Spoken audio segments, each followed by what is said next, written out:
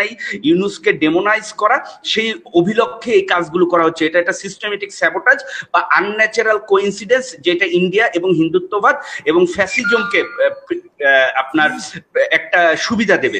একজনের নাম আমি আপনাকে শোতে কয়েকবার দেখাইছি, চ্যালেঞ্জ করে বললাম অ্যারেস্ট করতে পারবে না। একজনকে অলরেডি দেখেছি অ্যারেস্ট করে সাধ্য হয়নি, আরেকজনের কথা বলবো, কিন্তু তাকে অ্যারেস্ট করতে পারবে না। আমার কাছে আসেন, আমি নাম্বার দিয়ে দিই। এটা পুরাপুরি অ্যান্টি মুসলিম, ইমামতি করতেছে। আপনি কি বলবেন? As I spoke earlier in your show that as I predicted, I would have to say that Hizbut Tahrir is raw affiliate like Tehrik-e-Taliban Pakistan, UPDF. তো এটা কেন বললাম, কারণ হচ্ছে হিজবুত তাওহীদের ভিডিওগুলো যদি দেখেন, যে পরিমাণে তারা এন্টি মুসলিম, এন্টি আলেম ওলামা, এন্টি মানে ইসলামী ভ্যালু কথাবার্তাগুলো প্রচার করে বলে, আমি একটু ইন্টারাপ্ট করব। আপনি যে কয়নের উচ্চারণ করছেন হিজবুত তাওহীদ আর হিজবুত তাহরির ভিন্ন সংগঠন, কিন্তু সেজন্য এটাতে মানে মিশিয়ে ফেলা ঠিক হবে। আমার ধারণা আপনি সম্ভবত হিজবুত তাহরির সম্পর্কে বলতে চাচ্ছেন, হিজবুত তাওহীদ। ধন্যবাদ।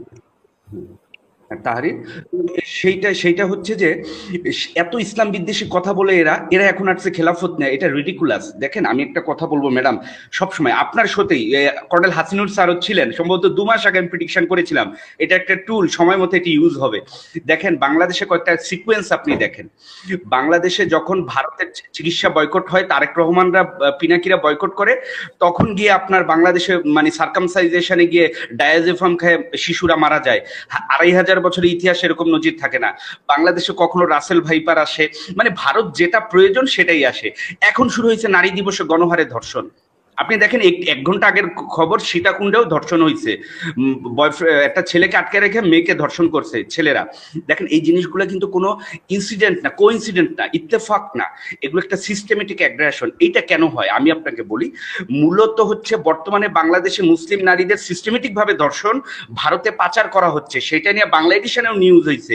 সেখান থেকে একটা দৃষ্টি ঘোরানোর এবং বাংলাদেশের নারী দিবসটাকে আন্তর্জাতিক অঙ্গনে ইউনূস সাহেবকে বিতর্কিত করা, যে বাংলাদেশ একটা তালেবানি রাষ্ট্র, মৌলবাদী রাষ্ট্র, সেখানে নারীদের কোনো নিরাপত্তা নেই, ইউনুসকে ডেমোনাইজ করা, সেই অভিলক্ষে এই কাজগুলো করা হচ্ছে। এটা একটা সিস্টেমেটিক স্যাবোটাজ বা আনন্যাচারাল কোইন্সিডেন্স, যেটা ইন্ডিয়া এবং হিন্দুত্ববাদ এবং ফ্যাসিজমকে আপনার একটা সুবিধা দেবে। সেকেন্ড বিষয় হচ্ছে যে আরেকটু বলবো, ফ্ল্যাগ আপনি দেখেন, এই স্যাফরন ফ্ল্যাগ তারা কিন্তু ব্ল্যাক ফ্ল্যাগও নিতে পারতো, হোয়াইট ফ্ল্যাগ নিয়েছে, ব্ল্যাক ফ্ল্যাগ নিয়ে তারা ইয়েলো ফ্ল্যাগ নিতে পারতো। Why not yellow, only saffron? কেন? এটা স্যাফরন গেরুয়া, এটা আরএসএস এর ফ্ল্যাগ, এটা আরএসএস জঙ্গিদের ফ্ল্যাগ। এটা কেন নিছে দেখেন, একটা সূক্ষ্ম বিষয় লক্ষ্য করবেন। ওই ইসকন, ওই যে আরএসএস এর যে ফ্ল্যাগটা, এই যে স্যাফরন ফ্ল্যাগটা যে নিছে ওরা, তার ভিতরে কিন্তু ওরা কোনো কলেমা লেখে নেই, কলেমা লেখছে সাদা এবং কালো পতাকায় লিখে দেখবেন, আমি যতটুকু দেখেছি, if I am not wrong.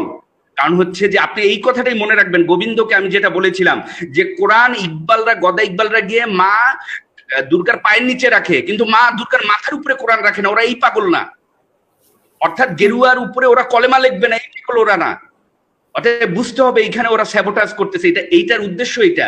এর মাধ্যমে প্রমাণ করতে চাইতেছে যে গেরুয়া ফ্ল্যাগ নিয়ে যারা হত্যাকাণ্ড করেছে, সন্ত্রাসবাদ করেছে, তাদের সাথে ইসকন কোনো সম্পর্ক নাই, তারা জামাতের লোক। কারণ জামাতের হিন্দু উইং আছে, বিএনপিতেও হিন্দু আছে, সুতরাং এটাকে এইভাবে তারা একদিন এস্টাবলিশ করবে।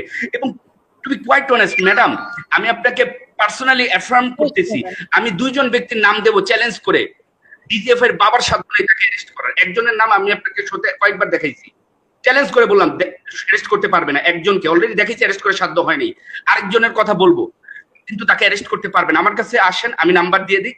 এরা পুরাপুরি অ্যান্টি মুসলিম, ইমামতি করতেছে। আপনি কি বলবেন?